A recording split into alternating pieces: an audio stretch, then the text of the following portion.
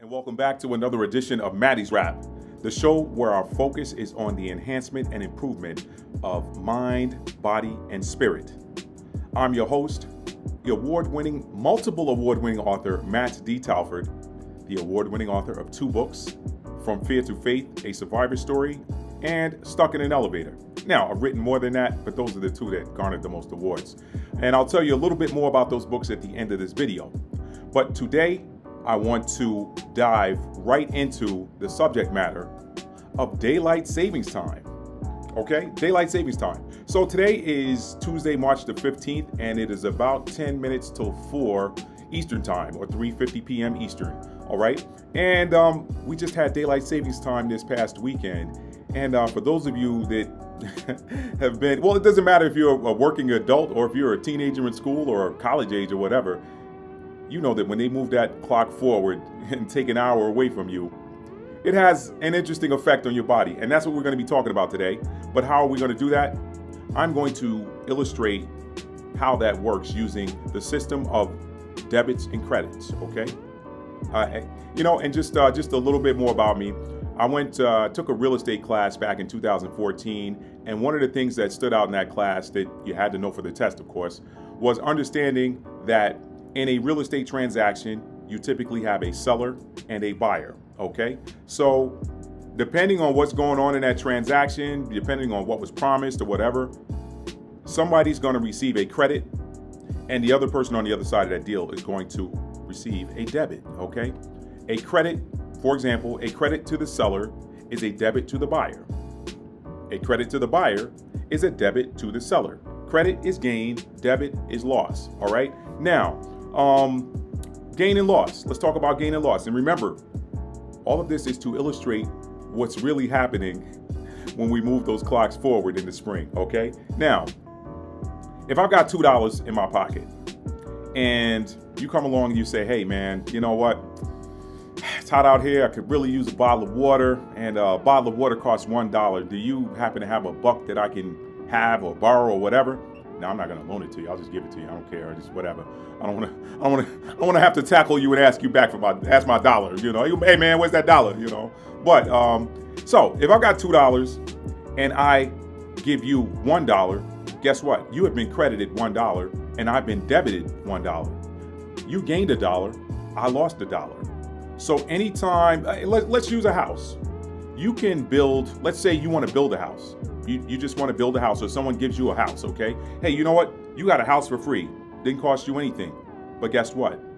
You didn't account for the 20 trees that had to get cut down in the forest for someone to build you that log cabin or whatever, okay? So the gain for you was a beautiful new log cabin, but the loss what went to the forest. That forest lost 20 trees so that you could get that brand new log cabin.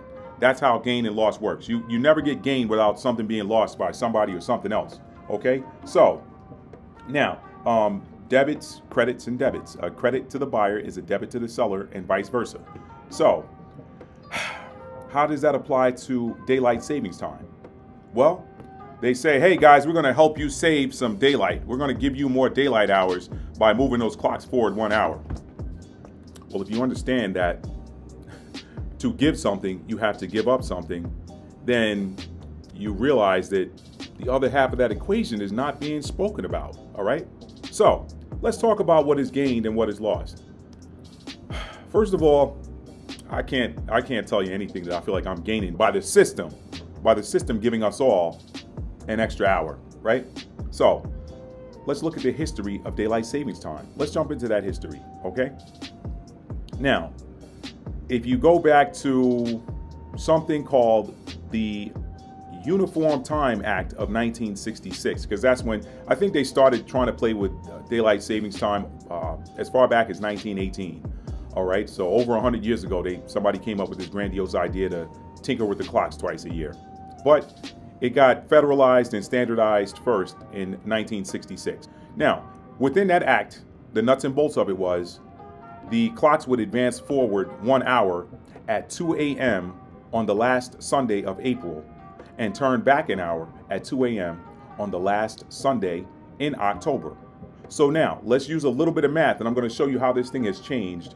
And we're going to show you, we're going to wrap up by trying to figure out what is gained versus what was lost, and is the gain worth the loss? All right. So 1966, they federalized it, and they went from, let's say, April, okay, the last Sunday in April. So let's count months. Last Sunday in April to the last Sunday in May is 1 month. June, 2 months. July, 3 months. August, 4 months. September, 5 months. October, 6 months. Okay. On the last Sunday in October, you got that hour back. Okay. They gave it back to you. They said, hey, we're going to move the clocks back 1 hour. So this thing used to operate in 6-month cycles. Now, let's fast forward to the most recent daylight savings time, the year we're in, 2022.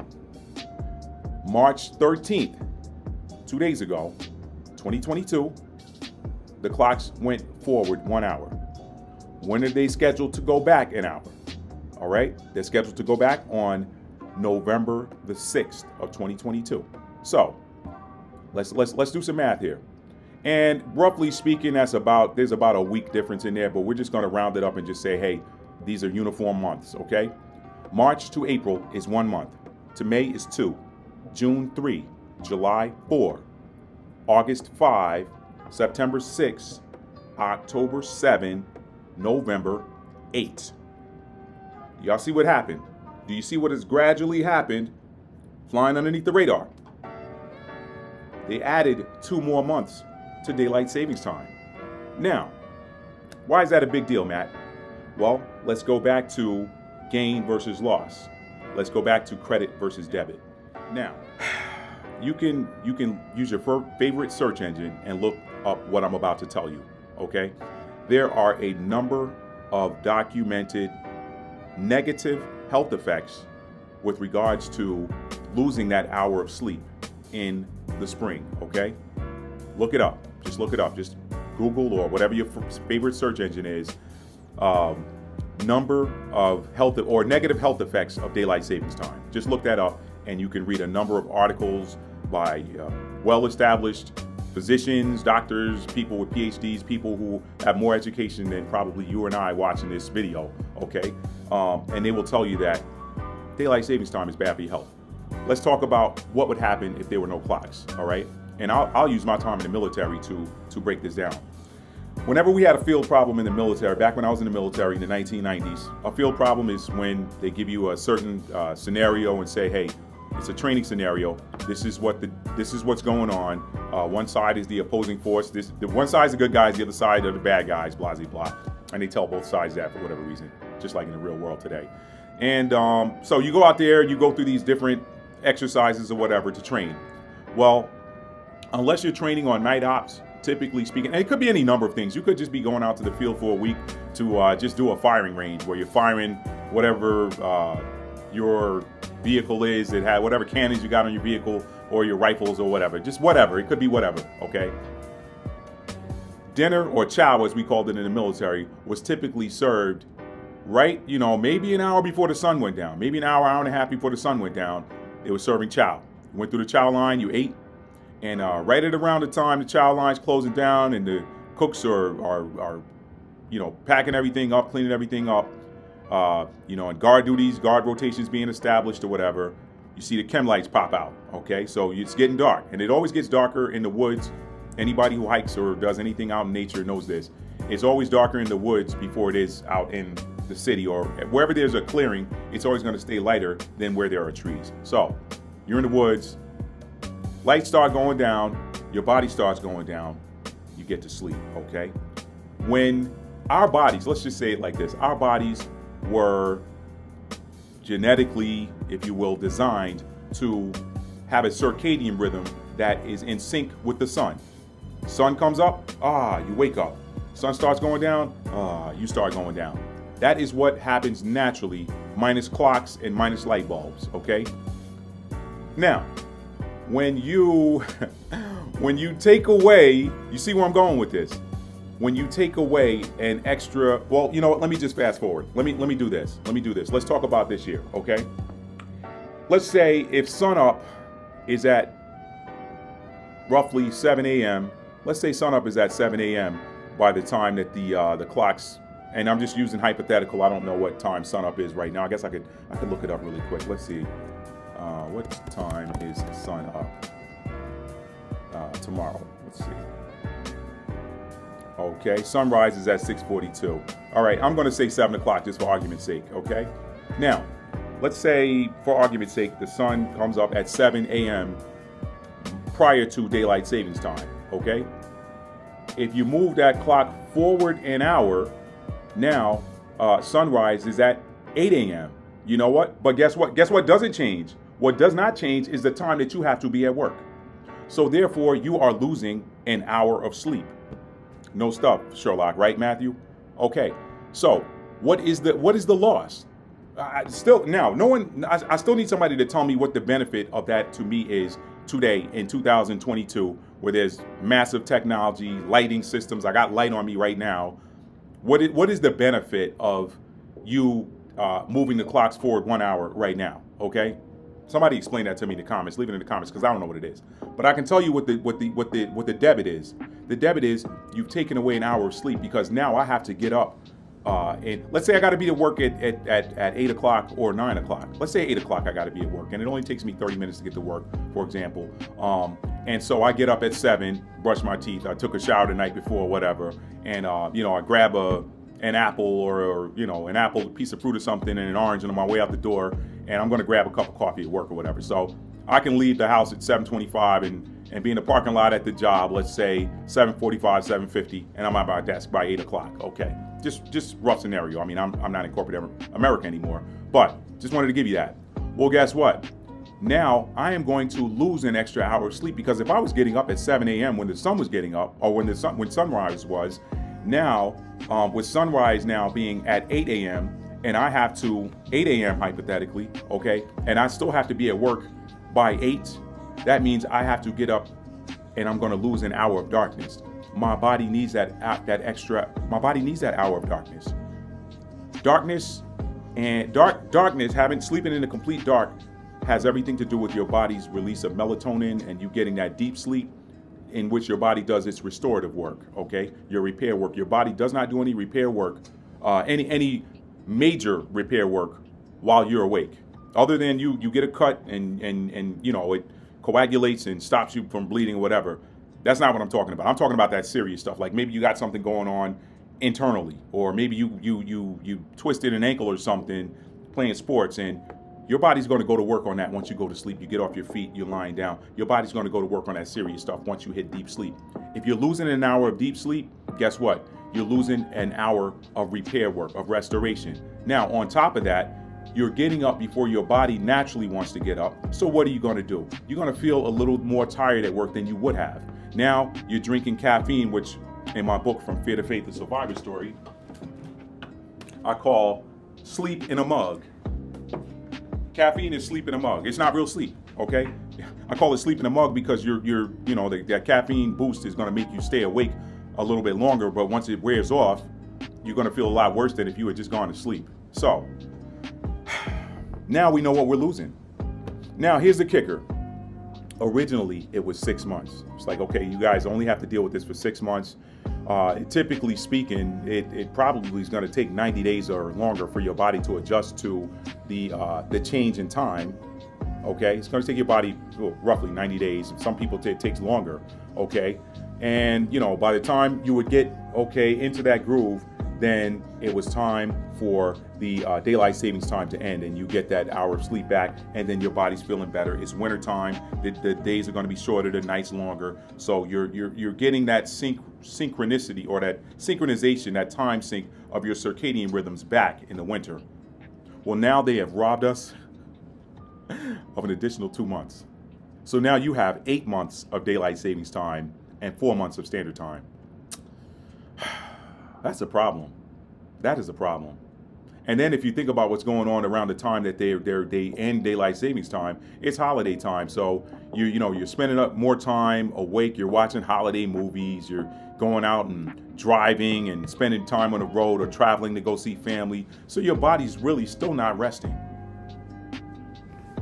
So a credit to the seller or buyer is a debit to the buyer or seller, right?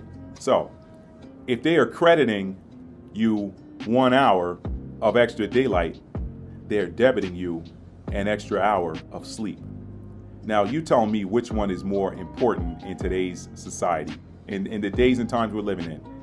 With all of the junk that's in the atmosphere, all the crap they put in the food, all of the constant go, go, go, go, go, the blue light from technology. There's studies on blue light and the effects of that on the body. Look that up. The time spent in fluorescent lights and the inability to recover from it properly because you have to get up before the sun comes up now. Is that a real win? What's the real benefit? Is it time to maybe end daylight savings time for good? I think it is. I think so. I thought so I've thought so since I was a kid. But what do you guys think? I want to hear that. I want to hear about it in the comments. Tell me, what do you think about daylight savings time? And you might say, well, Matt, you know what? There's nothing we can do about it. Guess what? There are some states in this country that don't observe daylight savings time. I believe Arizona is one, and I know for a fact that Hawaii is one. So they don't move their clocks in those two states. If those are two out of 50 states that can put their foot down and say we're not playing this game, how can you get that enacted in your state? I think it starts at the local level. You got to start laying on your local politicians. I mean, you guys are voting and putting them in office. And I don't like to get into politics on this channel. You guys know that. But if we're enhancing our minds, bodies, and spirit, you got to get that rest. You have to get that rest. So leave your comments below. If you're new to the channel, please consider hitting the subscribe button. And guys, I need each and every one of you watching this video to give me a big thumbs up because it's going to help the algorithm and help more people to see this video. And last but not least, if you like this video, give it a thumbs up and share it with a friend. And let's have a conversation around this. If your body, if your mind, if your spirit is important to you, then you got to know the positive effects of sleep and the negative effects of losing that with a system that to me is archaic at this point. And it seems they continue to take away time from us. So that's all I have, guys. Again, I'm an award-winning author, and From Fear to Faith, a survivor story, a story which will illustrate to you in very vivid detail how mindset can help you to overcome the absolute worst of circumstances. And then there's the most recent publication, Stuck in an Elevator, an entertaining look at relationships, not just, gender relationships, but people relationships. I think in that 1 hour conversation, you get to be a fly on the wall for 1 hour and observe and listen to what happens between two people from very different sides of the tracks. Stuck in an Elevator. Check it out. You can get those at my website and at Amazon. Last but not least, I end all my videos with this, and today won't be any different. Tell somebody you love them and mean it. How do you mean it? You show it. Love is an action word. I can tell you I love you all day, but if I don't show it, those are empty words. Okay? And maybe I didn't say I love you, but if I showed it through my actions, you gotta feel it. You gotta feel it. So tell somebody you love them and mean it. Remember that love is an action word, and it is something that has to be exemplified or illustrated. You guys have a good one. Peace.